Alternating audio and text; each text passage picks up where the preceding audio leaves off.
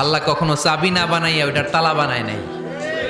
কথা কন, তালাও যেহেতু আছে ওই তালার চাবিও বানিয়েছে কে?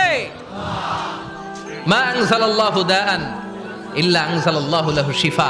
আল্লাহ দুনিয়ায় এমন কোন রোগ পাঠায় নাই যেই রোগের ঔষধ বানায় নাই, এমন কোন রোগ নাজিল করে নাই যেই রোগের কোনো চিকিৎসা বানায় নাই, হয়তো সেটা আবিষ্কার হয় নাই। অনেকে ক্যান্সারের কথা বলতে পারেন যে হুজুর ক্যান্সার এমন রোগ, এই ক্যান্সার তার নাই কোনো অ্যান্সার, কিন্তু বিজ্ঞানীরা বলতেছে এটারও অ্যান্সার আবিষ্কৃত হচ্ছে। সুবহানাল্লাহ কইবেন না? কিছু কিছু ক্ষেত্রে হয়েও গিয়েছে। এজন্য দুঃখের পরেই আছে সুখ, কষ্টের পরেই আছে আনন্দ। এই দুনিয়াটাই এরকম, কষ্টের পরই আনন্দ। দেখবেন তারাবির নামাজ 20 রাকাত পড়তে কষ্ট লাগে না? কোমরে ব্যথা, হাঁটুতে ব্যথা, কিন্তু 20টা রাকাত যখন শেষ করে মসজিদ থেকে বের হই একটা আনন্দ আছে না নাই?